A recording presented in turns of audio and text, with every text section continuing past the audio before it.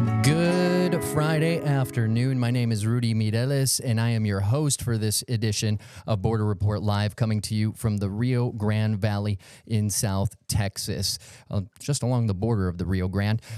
Lots to talk about today. We have our San Diego correspondent, Salvador Rivera, our El Paso correspondent, Julian Resendez, both going to be joining us to talk about a whole host of subjects this afternoon. But let's start with some of the things making headlines across the border, beginning with more troops are now sharing command stations and vehicles with federal immigration officials at the border under an emergency declaration from President Donald Trump. There's now an Army official leading 7,600 troops and an assortment of helicopters and drones.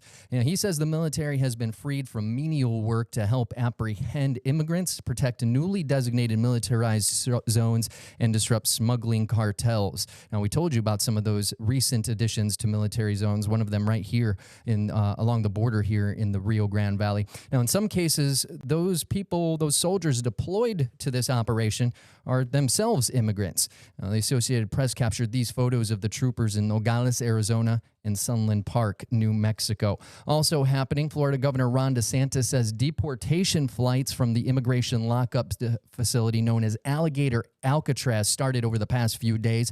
Now, those flights are operated by Homeland Security, and they've transferred about 100 detainees from that immigration detention center to other countries.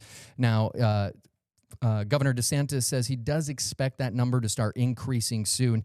Officials say 2 or 3 flights have happened already, though they didn't say which countries those flights were actually headed to, something we talked about earlier this week. And critics have condemned the facility as cruel and inhumane, but here in Texas, our U.S. Senator John Cornyn said earlier this week that he would like a similar detention center up right here in the Lone Star State. Now, another thing kind of happening behind the scenes is we are about a year or maybe less away from the renegotiation of the USMCA. That was the NAFTA 2.0, you could call it, after President Donald Trump in 2017 renegotiated NAFTA and came up with this USMCA between United States, Mexico, and Canada. And I wanted to bring in Julian to talk a little bit about this because, Julian, there's going to be some impacts from this in multiple industries.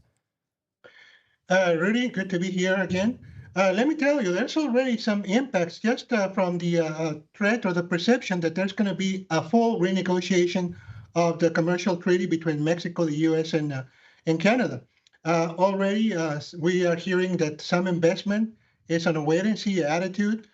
We hear that some of the plants are taking this a step further, already reeling from the tariffs.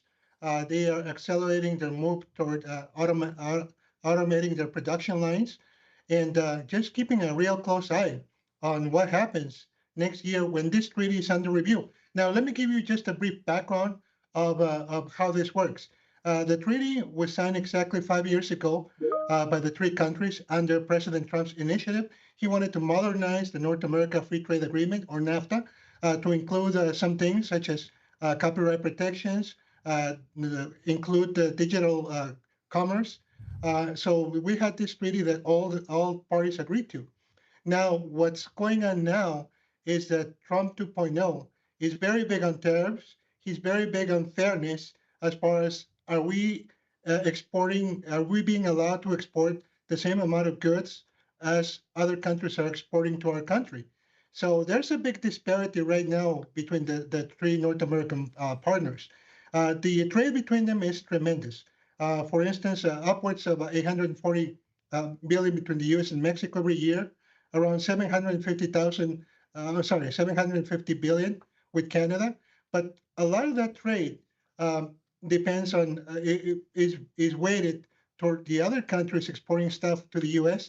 as opposed to the U.S. exporting stuff to Mexico and Canada. I'll read off some numbers that I have here. For instance, Mexico exports about 80% of the things that they send abroad to the U.S. And the U.S. only exports 32% of the goods that Canada and Mexico import. So there's a big disparity, and that's part of what's going to probably be renegotiated. Now, just for a little clarity, the president did initially come up with this NAFTA 2.0, if you will, back in 2017. Is there anything that, besides some of those numbers specifically, that has been talked about that needs to be renegotiated? You're absolutely right. This was his conception. This was his baby. Now, on his second term in office, we see a President Trump that has other priorities, such as bringing industry back. You could say that the initial USMCA was okay with having cars assembled in Mexico, for instance. Now, the Trump 2.0, he wants to bring all that production back to the U.S. So the treaty has to be redone, and that is what is sending jitters down the backs of anybody involved in exporting, importing cars or parts from Mexico to the U.S. They stand to be deeply affected. There's another factor, Rudy, that may come into play this time around. President Trump already has emphasized, you want to do business with us, Mexico, Canada, you got to take care of the illegal immigration. You got to stop migrants from passing through your countries and coming to our doorway. Same with drugs, especially in the case of fentanyl, in the case of Mexico. So what I'm hearing is that there's fears in border industry, in American and Mexican industry that is involved in trade with Mexico, that this might be part of the new NAFTA. And that's a whole different situation altogether because it's something totally out of their control. How would a U.S. industrialist, manufacturer, an importer, be able to do anything about immigration or drugs? So that's a conversation going on. We don't know for sure how the treaty is going to be renegotiated, but we do know for sure that the Commerce Secretary already said, yes, there will be a renegotiation next year. And how, if let's say this starts happening, they shut down some maquiladoras or factories on the other side of the border here. How does that impact, things that are happening along the border? Because, like, for example, here in the Rio Grande Valley, just in Pharr, Texas, I mean, we're talking millions of dollars every day in trade just coming from right over the border in some of those factories. Yes, I've been having conversation with manufacturers on both sides of the border, and what I'm hearing is that on the U.S. side, it could be a little bit less strenuous because you can always switch to another provider. Maybe not importing from Mexico, but maybe doing business with I don't know, Kansas, Michigan, Ohio. But in the case of the Mexican industrialists, they do depend heavily for jobs, for income, for their economy, for this trade with the United States. So it's an asymmetrical situation. Yeah, business people on the U.S. side of the border could be gravely affected if this thing changes in a way that's not good for them. But the ones on the Mexican side, they really have very little way out. You could say, well, Mexico doesn't do as much business with the U.S. anymore. Let's do business with China. But then the U.S. doesn't want China to come in. And we anticipate that the new treaty is going to be very specific on trying to keep China out of Canada, out of Mexico. All right, and that's we were just kind of talking about the borders. You're in El Paso, I'm down here in the Rio Grande Valley, but I wanted to bring in our San Diego correspondent Salvador Rivera now to talk a bit about what is going on over there on his side of the border. Well, Rudy, here, like in Texas, and something that Julian alluded to, there's a lot of concern that this new agreement won't be based on free trade, on true capitalism, the way it was intended to be. It's going to be based on tariffs and fees and a lot of contingencies on immigration and drugs, things that are out of the control, as Julian said, of the business people, the guys who are building stuff in Mexico. That is totally out of their hands, and they're afraid that this is the way that President Trump wants to structure this new agreement. And here there's concern because there are billions and billions of dollars worth of trade that's going on a daily basis. These are it happens on both sides of the border. Tens of thousands of jobs are generated by this free trade agreement, and they are afraid that this will hurt the economy along the border and then the economy in the United States. So they're saying here, Rudy, it's been good. There's always room for improvement, but why tinker with success?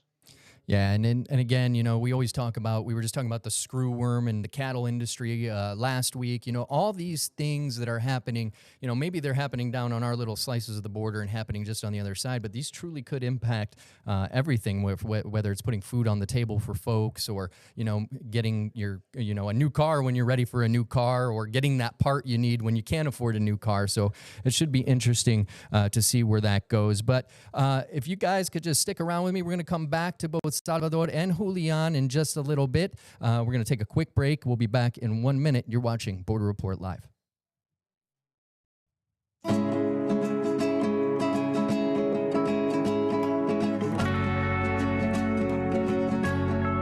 And welcome back to this edition of Border Report Live. My name is Rudy Mireles, and joining me now is our San Diego correspondent, Salvador Rivera. Salvador, we were talking a little bit about the break, before the break, about trade and things happening. But, one little part of trade that happens between Mexico and U.S. is folks crossing the border daily, whether it to come here to go to work, or to go over there for, a quick bite to eat, or to visit family.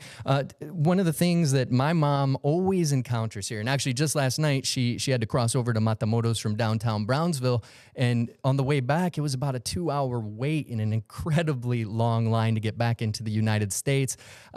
We have several ports of entry here down in San Diego. How do things look? Well, you nailed it. The ability or inability to get people across the border is really hurting the economy. We always hear that if we could get folks across the border rapidly, or at least in the recent amount of time, that we would have a lot more jobs created, a lot more money flowing in both directions. But that is just not the case here in San Diego, especially at the San Ysidro Port of Entry. That is a daily occurrence here between San Diego and Tijuana. 90,000 cars every morning line up to cross the border. And then you have about 20,000 people on foot who wait to go across the border into the San Diego area. And this is becoming a huge delay for folks. It is not only hurting their quality of life, because a lot of times they have to get up like at 3 in the morning, 4 in the morning, just to get ready to get in line, to wait for 2 to 3 hours to cross the border and make it to their jobs by 5 in the morning. There are some plans in the works to get people across the border. One such project that has been discussed is creating these special lanes for people who will pay a fee to get across the border and then have access to public transportation on the San Diego side of the border. A few months ago, I did a story on this very project, and I want you to look at it to get familiar with what I'm talking about, to see if, in your eyes, this seems like it's a reasonable thing to do. These are just some of the thousands of pedestrians who crossed the border on Monday at the San Ysidro Port of Entry. For most, it was not a quick process. Adrian Diaz told us it's been taking him about 2 hours to get across the border on his daily commute from Tijuana to San Diego for work. He and others said they would welcome a special lane to get them across the San Ysidro Port of Entry much faster, even if it means paying a fee. Diaz says it's a good idea. Recently, Baja California's Secretary of the Economy and Innovation reported talks are progressing with U.S. Customs and Border Protection to build special lanes that would give commuters an option to cross the border faster. It would be patterned after the CBX, a pedestrian bridge that takes travelers to and from the Tijuana airport, provided they pay a fee and have the proper documentation. Diaz says for people who are in a hurry to cross the border, these new lanes would be ideal. The fee to cross the border faster would include rides on the San Diego trolley. There's a stop just outside the port of entry in San Ysidro. Many already ride it to downtown and other areas in San Diego. Diaz says trolley access would be a plus. He told us he and many others would be interested in using the special fast lanes if they ever become a reality. CBP has not discussed the project in public, but Baja officials say they are very confident it will happen, although they are not committing to a time frame. Of course, the idea has yet to be finalized. Customs and Border Protection has not signed off. There's still questions of money. How do you build these special lanes? How do you get them across the border? How do you staff these special lanes with CBP personnel? So a lot of details still to be worked out. Another idea that has been discussed is to create a special lane for people who are pre-screened and people who cross the border almost on a daily basis. They would literally just zip by U.S. Customs and Border Protection on their way north to their jobs, to school. But again, that's an idea that has been stalled, also being discussed. Right now, we're getting close to something that appears to be happening. We're talking about a ferry service for people to cross the border via the water. This is the Azteca Express ferry that would begin working or will go into operation here in the next few weeks. People would be able to take the ferry from the Port of Ensenada, which is about 70 miles south of the border, and then go on a 2-hour cruise up to downtown San Diego to the harbor here in San Diego. It would cost anywhere from $50 to $60. The ride itself will take about 2 hours. Now, this project is about to get going, so it's going to be a reality. Truth be told, something very similar took place about 15, 20 years ago without much success. People decided, well, why am I going to get on a ferry for 2 hours and I still have to go to Customs and Border Protection, and then I'm in downtown San Diego, likely not where I really want to be. So we'll see if it works. We'll see if it does happen. The waits are much longer nowadays, so people might be prone to give it a shot. But again, $50 to $60 per trip, that seems a little pricey and perhaps a little too steep for some folks to pay. Yeah, now, definitely. Other news. Yeah. I just wanted to say, you know, that there was that mention of, you know, a special lane and how long that would take. And, you know, there's talks about it, but that would, if I'm not mistaken, almost a literal act of Congress to get something like that done, no?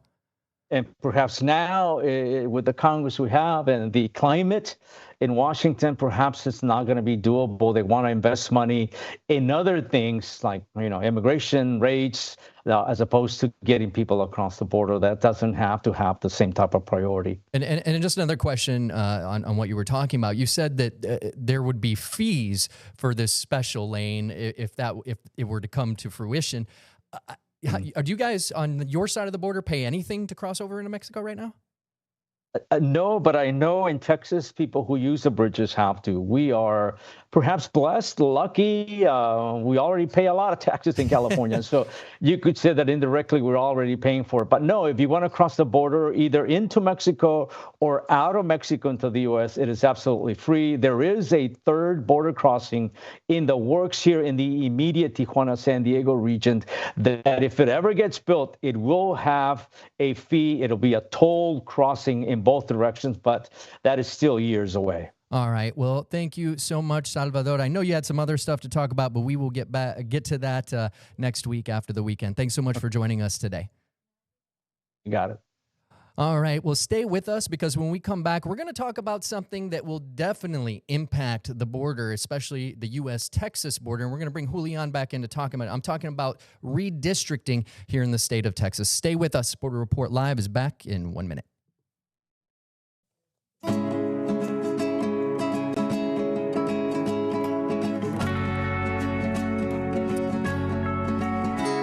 And welcome back to Border Report Live. Thank you for joining us for this Friday afternoon edition. My name is Rudy Mireles, and we're going to get to Julian Resendez, our El Paso correspondent, in just a moment to talk more about this. But we're talking about redistricting here in the state of Texas now. Now, here in this state lawmakers have started the process of redrawing our congressional maps. Thursday was actually the first of 3 public hearings being held at the Texas House Committee holding to gather public comment. Texas Democrats have been pretty critical of the Republican-led effort to redraw the congressional maps known as redistricting. President Donald Trump has said to reporters he wants state lawmakers to redraw the map to help pick up to 5 additional Republican seats ahead of the midterm elections. Mid-decade redistricting is pointless, unjust, and we won't let that happen quietly. I'm here to fight. We all need to raise our voices to protect democracy for every Texan.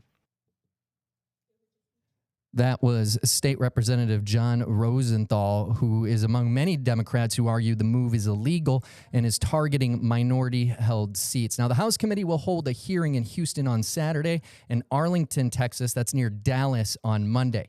Now, after those hearings, they could discuss and take action on legislation to start redistricting officially the lines across the state. Now, Beto O'Rourke, former congressman and former Democratic gubernatorial candidate, is among those opposing the redistricting efforts. He and Democratic lawmakers actually held a rally at the Texas Capitol in Austin on Thursday against those Trump administration redistricting efforts.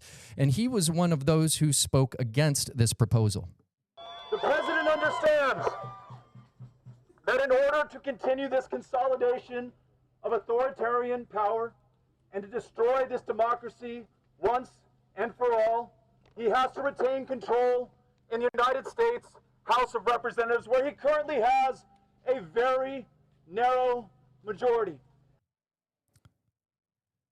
Now, I wanted to bring in Julian Resendez, our El Paso correspondent. Julian, you've been following this redistricting now since all the talks about it happened. We're in a special session now.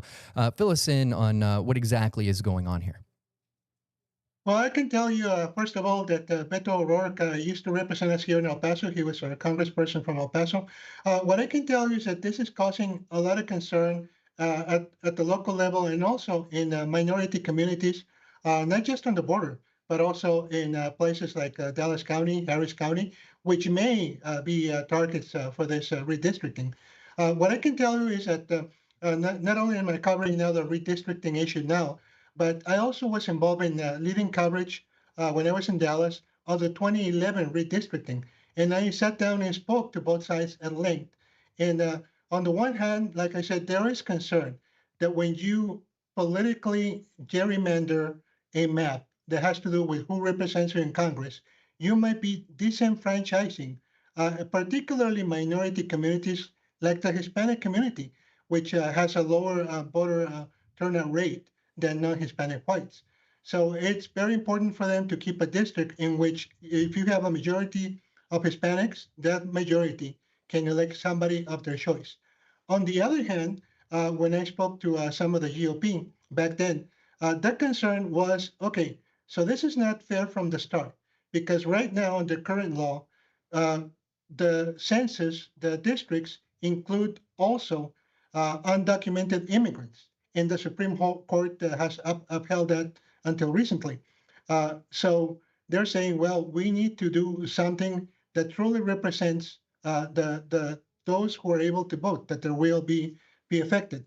Anyway, so the point is that this is a very heated issue on both sides of the aisle. Both sides have very strong arguments, I think.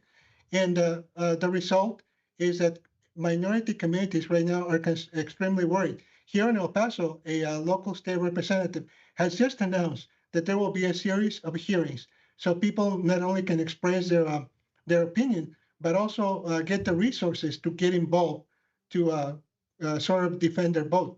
Also, the current El Paso Congresswoman who represents El Paso, Veronica Escobar, has just filed what she calls the Anti-Rigging Act, which would ban this redistricting process in mid-decade.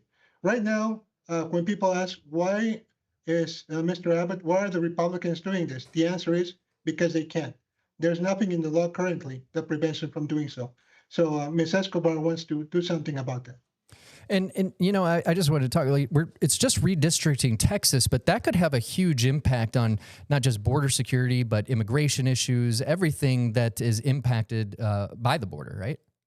Rudy, what's at stake here is not just Texas. It's pretty much control of the U.S. House of Representatives in years to come. So yeah, this will impact everybody in the country.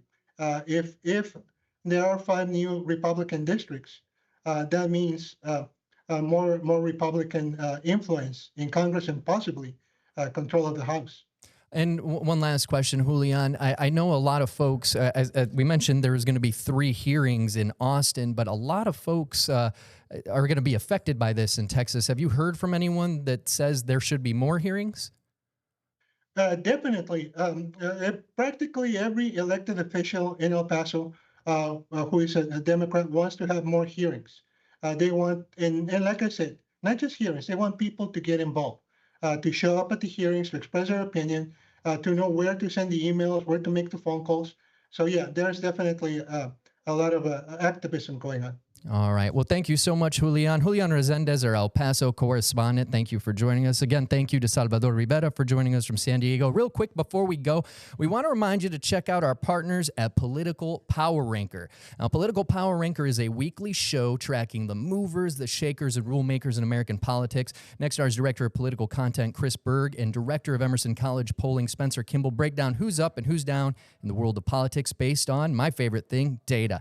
Last week was focused on the Texas Senate race, which, again, if you're watching us, you already know the impact that's going to have on the border. So make sure to check it out. You can find more on Political Power Ranker on your local Nexstar station's website. And that is going to do it for us. Thanks for watching.